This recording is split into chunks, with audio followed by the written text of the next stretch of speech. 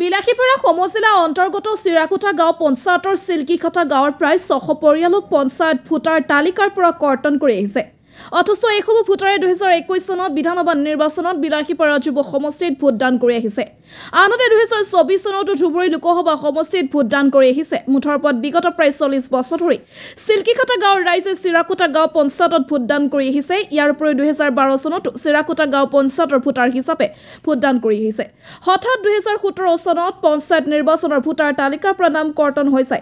মুঠৰ ওপৰত আজি চিল্কিখাটা গাঁৱৰ ভোটাৰ ৰাইজে পূৰ্বৰ দৰে চিৰাকুটা গাঁও পঞ্চায়তৰ ভোটাৰ তালিকাত নামসমূহ সন্নিৱিষ্ট কৰাৰ দাবীত ধুবুৰী জিলা কৃষক মুক্তি সংগ্ৰাম সমিতি আৰু ছাত্ৰ মুক্তি সংগ্ৰাম সমিতিয়ে বিলাসীপাৰা সমজিলা আয়ুক্ত কাৰ্যালয়ৰ সন্মুখত প্ৰতিবাদী কাৰ্যসূচী ৰূপায়ণ কৰি এখন স্মাৰক পত্ৰ প্ৰদান কৰা পৰিলক্ষিত হৈছে। বিলাসীপাৰাৰ পৰা জহুৰুল ইছলামৰ report, north east frontier news. ৰাজ্যত পঞ্চায়ত নিৰ্বাচন অনুষ্ঠিত হ'বলৈ গৈ আছে আৰু ইতিমধ্যে ৰাজ্যিক নিৰ্বাচন আয়োগে ইতিমধ্যে ভোটাৰ তালিকা যি চূড়ান্ত তালিকা সেয়া প্ৰকাশ কৰিছে। কিন্তু আমি দেখিবলৈ পাইছোঁ যে বিলাসীপাৰা সমজিলা আয়ুক্ত কাৰ্যালয়ৰ অন্তৰ্গত চিৰাকুটা গাঁও পঞ্চায়তৰ চিল্কিখাটা গাঁও সেই ৱাৰ্ডৰ পৰা আমি দেখিবলৈ পাইছোঁ 500 মানুহক পঞ্চায়ত নিৰ্বাচনৰ যি ভোটাৰ লিষ্টৰ তালিকা তাৰ পৰা বাদ পেলোৱা হৈছে। আৰু এই মানুহখিনি 2018 চনতো পঞ্চায়ত নিৰ্বাচনত ভোট দিব পৰা নাই। আজি MP ভোট দি আহিছে, MLA ভোট দি আহিছে, কিন্তু তাৰ আগতে পঞ্চায়ত নিৰ্বাচনবিলাকতো ভোট দি আহিছিল। কিন্তু চিৰাকুটা গাঁও পঞ্চায়তৰ গভীৰ ষড়যন্ত্ৰ, এই মানুহখিনি নিশ্চয় ষড়যন্ত্ৰ বলি হৈছে। নহ'লে আপোনালোকে কওকচোন, এইসকল ভাৰতীয় নাগৰিক কোন জড়িত আছে? আমি তদন্ত দাবী কৰিছোঁ যে তদন্ত কৰি এই গাঁৱৰ মানুহক আকৌ পূৰ্বৰ দৰে আগৰ দৰে সেই গাঁও পঞ্চায়তত সন্নিৱিষ্ট কৰিব লাগিব। আৰু নহ'লে কিন্তু আমাৰ ছাত্ৰ কিছু সমিতি আমি পৰৱৰ্তী সময়ত আমি ব্যাপক আন্দোলন গঢ়ি তুলিম আৰু আমি বাধ্য হৈ এই নিৰ্বাচনী বিষয়া কাৰ্যালয়ত তলকে দিব।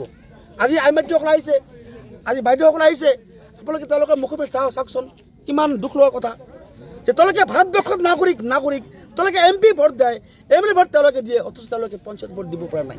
ধুবুৰী জিলা কৃষক মুক্তি ছাত্ৰ মুক্তি সংগ্ৰাম সমিতি আমি বিলাসীপাৰা সমজিলা আয়ুক্তৰ কাৰ্যালয়ৰ সন্মুখত আমি প্ৰতিবাদী কাৰ্যসূচী পালন কৰি আছোঁ। আমাৰ মূলতঃ ডিমাণ্ড হ'ল যে চিল্কিখাটা গাঁওখন যে আপোনালোকে দেখিছে 1991 চনৰ পৰা তেওঁলোকে ভোট দি আহিছে। 2012 চনত তেওঁলোকে পঞ্চায়ত ভোট দিছে। কিন্তু দেখিলোঁ 2017 চনত এইসকল মানুহৰ পঞ্চায়ত ভোটাৰ তালিকাৰ পৰা নাম কৰ্তন কৰা হৈছে। তেওঁলোকে বাৰম্বাৰ দাবী উত্থাপন কৰিছে, তেওঁলোকে আবেদন নিবেদন কৰা সত্ত্বেও আজিলৈকে এইসকল চিল্কিখাটা গাঁৱৰ ৰাইজক পঞ্চায়ত ভোটাৰ তালিকাত নাম সন্নিৱিষ্ট কৰা নাই। আমি অফিচখন তলা লগাই দিম, কাৰণ নিৰ্বাচনী বিষয়া ইয়াত থকা সত্ত্বেও কিয় এইসকল মানুহ 18 চনত তেওঁলোকে পঞ্চায়ত ভোটৰ পৰা বঞ্চিত হ'ল? গণতান্ত্ৰিক অধিকাৰ হৰণ কৰা হৈছে, নাম কাটিছে বুলি আমি গম পাইছোঁ। গতিকে 18 চনত তেওঁলোকে ভোট দিব পৰা নাই আৰু এইবাৰ 24 যিটো পঞ্চায়ত ভোট পৰিচিত হ'ব সেই ভোটত তেওঁলোকে ভোট দিব পৰা অৱস্থা নাই। কৰিম আমাৰ কাৰণে স্পষ্ট যে ইয়াৰ ষড়যন্ত্ৰ জনে নকৰক কিয় এইসকল মানুহৰ নাম যেতিয়ালৈকে এওঁলোকৰ নাম ভোটাৰ লিষ্টত নাম অন্তৰ্ভুক্ত নহ'ব সিমান দিনলৈকে আমাৰ সংগঠন দুটাই আমি গণতান্ত্ৰিক আন্দোলন চলাই ল'ম।